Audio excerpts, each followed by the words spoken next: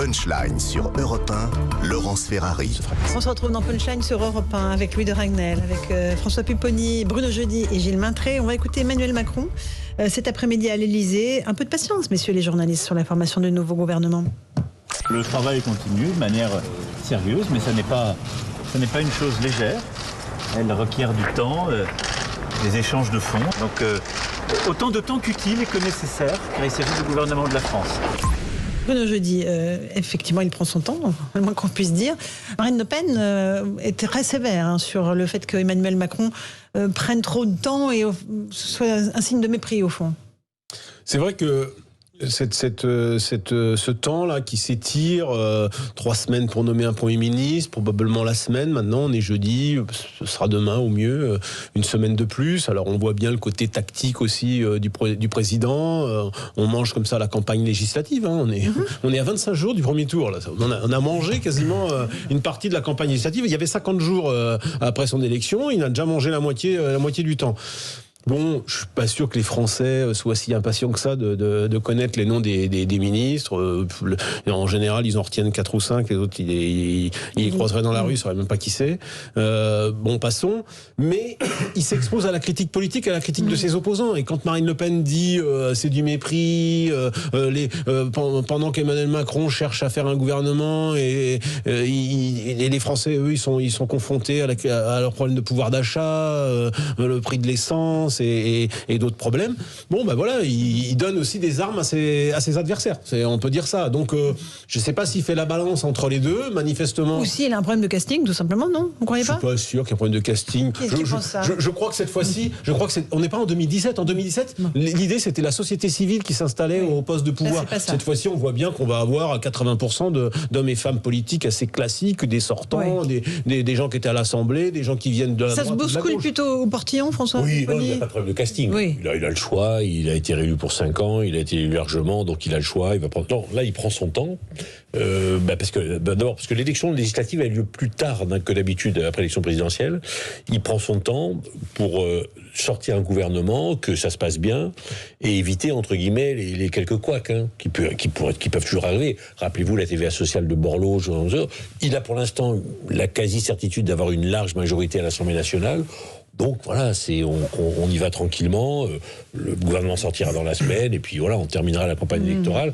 Pour l'instant, il n'a pas de risque, mais il ne faut pas faire de faute. Alors Louis de Ragnel, ensuite Gilles Maintré. Alors ce que vous dites, non mais c'est intéressant, mais c'est un peu la jolie version qui est présentée. Il y a après l'autre côté qui est Emmanuel Macron, dans tous les remaniements, les choix d'équipe, a toujours mis un temps infini pour parfois proposer un gouvernement qui n'a rien de très transgressif. On se souvient par exemple du temps qu'avait mis Emmanuel Macron pour choisir un ministre de l'Intérieur. Il y avait eu 2 semaines ou 3 semaines, un mois. Tout ça pour terminer avec Gérald Darmanin qui rêvait du poste et ça paraissait assez évident. Emmanuel Macron, avec les ressources humaines, c'est là où, d'ailleurs, ses équipes, ses collaborateurs le disent. Il a un temps fou, il met un temps fou à décider, à trancher.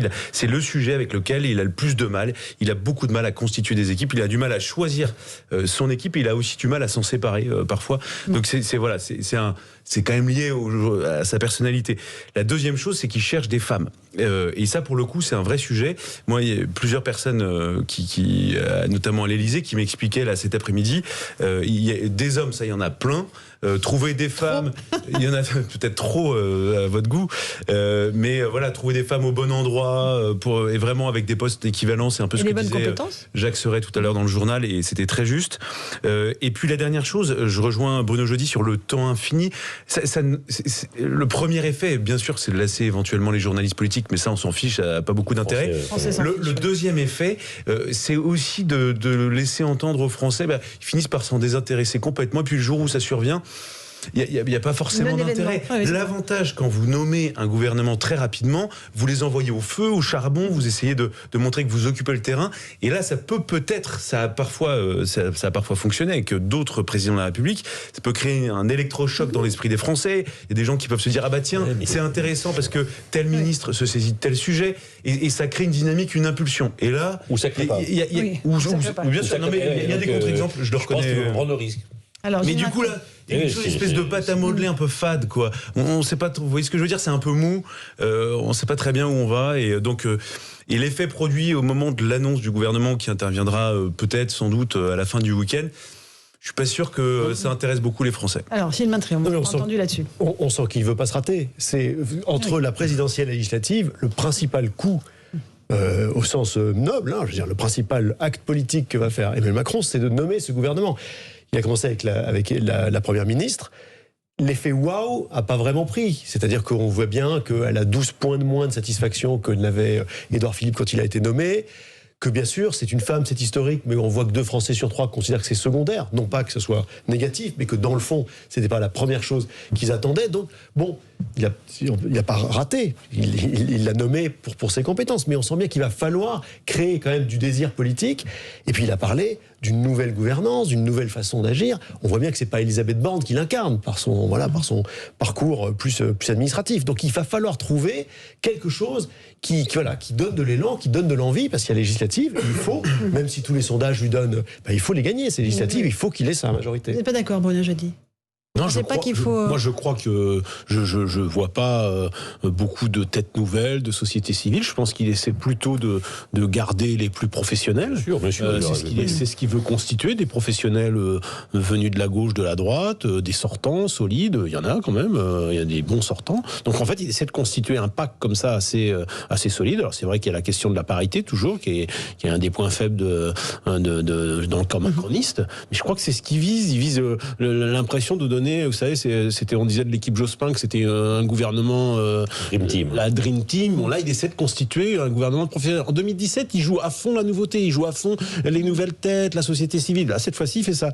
Je pense qu'il sait que les législatives vont être difficiles, il va les gagner. C'est vrai que ce qu'il joue là, c'est plutôt La continuité, l'expérience. Oui, et puis quand même, d'ailleurs, certains ministres d'expérience savent qu'ils sont reconduits. Ça, oui. Gérald Darmanin le sait. Il ne peut pas se passer la ministre de l'Intérieur qui connaît un peu, avant l'élection, un peu la situation. Le ministre des Affaires étrangères a quand même un rôle à jouer dans le contexte actuel. Le ministre des Armées également. Enfin voilà, il y a quand même quelques sujets qui font que... Donc vous pensez que ces 3 ministres-là seront reconduits? Le ministre des Armées, ça pour le coup, il y a quelques ministres où il faut des gens d'expérience parce que la situation de crise fait que... Bon, après, effectivement, il faut un casting. Il faut aussi des gens qui vont être, entre guillemets, réélus, ceux qui se présentent, parce que le couac de dire je présente un ministre et puis 15 jours, 3 semaines après il est battu, bon, voilà, donc il faut regarder aussi. Ça s'est produit aux élections intermédiaires et il n'y a pas eu d'enseignement. C'est arrivé. Alain Juppé ça avait été dur d'ailleurs. Oui. Généralement, perdu aux législatives.